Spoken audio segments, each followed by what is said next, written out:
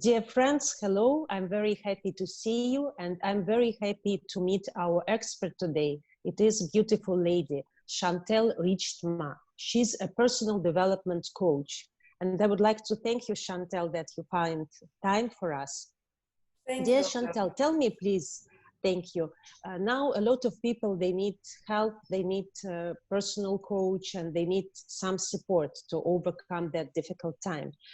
Tell me, please, what is the most common question people now are asking you? What is the biggest concern at the moment? Well, at the moment, during this pandemic, I think the main thing is the fear of the unknown, and how to describe that. We can't describe it because it's feelings, it's thoughts that go through our mind. We create all these mental blocks. And we constantly find ourselves by overthinking things. And I remember once I've written an article, and it was a true story about a friend of mine who went to South Africa. And she went to visit her parents, came back, and received a phone call from my dad to say that, oh, he's very sick, hands are yellow, face is yellow. And after a couple of weeks, he could not go to work anymore because he's so ill. And then the doctor said, like, let's do a small operation. And the evening before the operation, she called her dad and said, Dad, what cream are you using? He's like, oh, the one that you left in the bathroom. And she's like, Dad, it's self-tan lotion. So the self-tan lotion was making his hands and his face all yellow.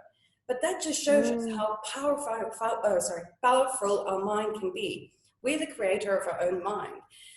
So yes, we're going through a difficult time, but as Henry Ford once told us, like, it's like an airplane. An airplane never goes, it always goes against the wind, neither with the wind. So sometimes we have to see this as a time for opportunity, a time for change, a time to reflect on our inner self, to make those changes. Because 95% of us, or our daily thoughts, are negative. And that's without us even knowing that it's negative. So I always tell my clients, it's like, try to find different ways. I use rational emotive behavioral therapy. It's called REBT. And what that does, it gives you a formula of stop, pause, and replace. So every time there's a negative thought that comes into your mind, try and stop it. Try and reevaluate it. Why is it such a big thing? Yes, we can't change what's happening in our society or in the world around us, but our own inner power, we can use such a formula to change our mindset. And Chantel, I would like to ask you a question, if you allow me. Yeah, let's say you said that first I need to stop. Yeah, for example, I have the fear. For example, right now I received the news that Emirates Airlines will be stopped till the end of July. So that means that the flights will be stopped for the next 2-3 months. So actually it's a very big news, yeah? Yes. So of course there is a fear till what time it will end. So the first is to stop. What is the second one? And then reevaluate. Try and find a way to think as to why this is. There must be a reason why they're doing it. It's for our own safety, perhaps. I would not know the reasons what's behind Emirates' thought process, but perhaps change your mindset and then think like, okay, perhaps replace it with something more positive. Now you have time to spend more time with quality time with family, building communities, joining communities, taking hands and walk together. So stop, pause, and replace. And it's not always difficult because they say it takes 21 days to create a habit and 21 days to break a habit. So, but at least start somewhere. Tell me, please, it's very interesting, Chantel. What happened, like, what is the biggest help you made to somebody during these days? What do you think, what advice you gave that helped the most? Or maybe you gave some advice and person changed. Like for me, definitely I will use it. Stop, pause, and let's say reframe it, yeah, or reshape it, or find some, replace it.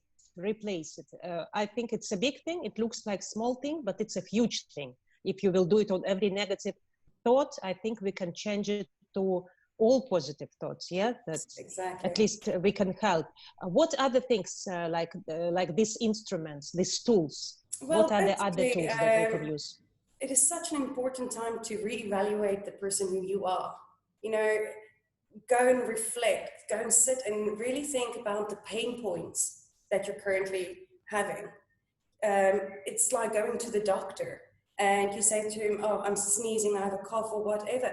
He then evaluates, he takes each pain point and then he will prescribe medication. And that's what you have to do in your, or like reevaluate yourself. And a very dear friend of mine, Tarek, he calls it the metamorphosis stage. We always look at change, and especially now we're going through a lot of change, and change with Emirates Airlines, change with homeschooling, you know, everything is a change for everybody. But we need to look at the transformation as well. But transformation and change is actually quite old school, if you would like to say. We have to look at the metamorphosis. And what that is, it's this cycle of a butterfly. So they go through the 4 stages. So the first stage being the egg, and then it's the stage of the larva, the caterpillar, and then the pupa, and then the adult, changing into a beautiful butterfly. So yes, we can't just stop at stage 2 and feeling stuck and feeling overwhelmed and not thinking way through. We have to try and go through the entire cycle. So don't only focus on change and transformation, focus on the bigger butterfly that you would like to be.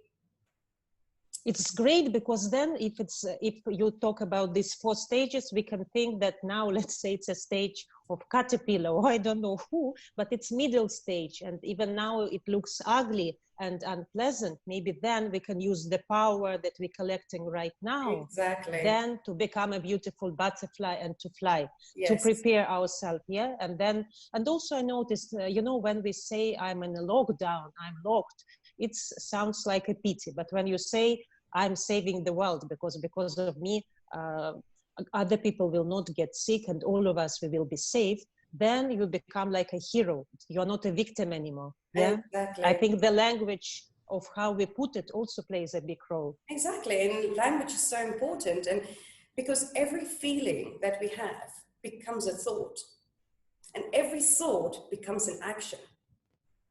So, as I said earlier, everything we feel, think, thought becomes an action. If you think you have yellow hands and you're going to be sick and you can't go to work anymore, that's your thinking, your feeling, and your action. So what we have to do is we have to press that reset button and reevaluate ourselves and say, now is the time to perhaps unlearn and relearn new things. There's so many courses going around, Harvard University giving free courses. Take this time to basically rebuild, reshape, and become someone who you want to be. Find your passion, find the things that you would really like to do in life, where before you might not have the time, because work, child, school, all this normal routine, break it down, find a new routine, press the reset button. It might be helpful, it might be not. No, definitely. At least, Chantel, I think it's helpful because at least if you know that this button exists and you shouldn't do like all others. Let's say if you meet the people who are very depressed, they say, we don't know what to do, there is no way out. We are not interested to stand up anymore, to dress up anymore, exactly. And in a way, lose hope. This is what's going on. At least you can tell them and you can tell yourself that there is reset button. Okay, if you meet people who are like that, who lost their hope, and if they are, let's say, around you, what you will recommend, how not to pull yourself down? Because if you will listen to the news, if you will read social media, and if you will meet people like that, definitely you will be down yourself.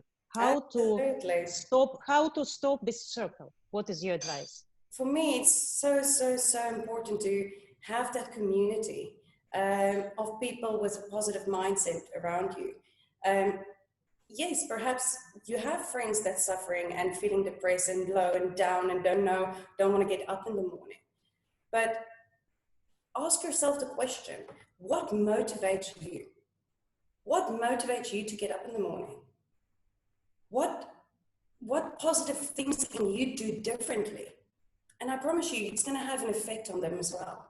So rather than looking at the people, start looking at yourself first and implying all these tools and techniques to yourself, because you might have a positive effect on them rather than them having a negative effect on you. So what motivates you? Okay, what motivates you to get up in the morning? Yes, I have to get up at 8:30 to do homeschooling with my child. That's not a motivation, I would say, but it's getting used to a different routine. Perhaps do gratitude. Get yourself a journal, write a gratitude journal. There's so many things in life that we have to be grateful for, especially now. We come to realize that family is so precious. There's people building puzzles again, and all traditional ways comes back. And then yoga, meditation, all these lovely things that we always say that we do not have the time for. Now is the time. Do the things that makes you feel positive and that motivates you. Absolutely. Chantel, tell me please, you're from England, yeah? No, I'm not actually. I was born in South Africa, immigrated to Canada, originally Dutch, lived in the UK for about 10 years. And yes, now I'm in the UAE for over a decade. Very, very big combination of countries. Tell me please, I believe every country has its own recipe for survival, and even the land itself. Let's say Russians known for big patience. Japanese are known for, their technique skills to create something nice on a small place. What about the secrets of South Africa that can help to survive in that time? Well, I haven't lived in South Africa for over 25 years, but speaking to my friends, I find that they actually make the most of the lockdown. Family for South Africans are extremely, extremely important.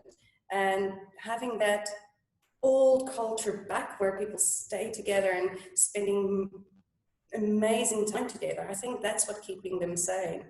But yes, that's, I think, South Africa. Oh, I see. No, definitely, because, I believe every land, and now we can come back to our roots and remember, even if we left our countries many years ago, still, as in Russia, we say, blood is not water. You can never eliminate it, and it's stronger than anything else. It should give us the hints. And maybe one of the reasons what's happening in the world now, it's also egoism, because it's very strange to see how many places in the world become cleaner, the water become cleaner, the ecology become better, and even the animals become happier. So maybe that's it. Chantel, I'm going to the last question. What is your bigger lesson from all this? What is the biggest thing that you found out about yourself? You said that we should find out what you found out about yourself. Well, we all have the same question, I think. It's like, when will this end? Will we get through this? And will it be normal when we get out of this? And the Spanish epidemic, the flu epidemic in 1918, people had the same feelings then. The war, same thing. How are we ever going to get out of it? But one thing that I have learned, especially about myself, is like to see the world from a different angle, to perceive different things, to be more grateful for the things that we do have and not focus on things that we do not have. So reflecting on yourself, trying to stay motivated and positive, and taking hands and moving, building stronger relationships and moving forward. I think everything is going to change in the future. Even the CEOs might have to change because they might need to have more empathy, compassion, all these wonderful things. It's like the butterfly. We're all going to go through a different stage, but we are going to get out of here flying like a beautiful butterfly. Oh, this is nice. I think the name of our interview today is Butterfly from Chantel, because this is the main thing. And even if we are in the stage that is not that beautiful, maybe it's a beautiful moment, and we should see the beauty in this. We should see the strength in that, because then we become only better. And as they say, the God is only sending as much as you can bear, as much as you can take, as much as you can stand. Exactly. That means for our characters, for our discipline, for our being more open, not that egoistic, to being able to connect, to create communities, to be able to service. As you told me, Olga, I want to serve, I want to give some advices as a development coach, because maybe some people can benefit. And that's amazing, because you spend your time, your expertise, your knowledge to help. And even if it helps one person, it's already good. But if that person can help other 10 people, this is that means something. That's why I'm very grateful to you, Chantel. Thank you so much for your advices, for your butterfly from South Africa. And I wish you to be safe and strong. And of course, we believe in better. Thank you so much. Thank you so much, Olga. Take care.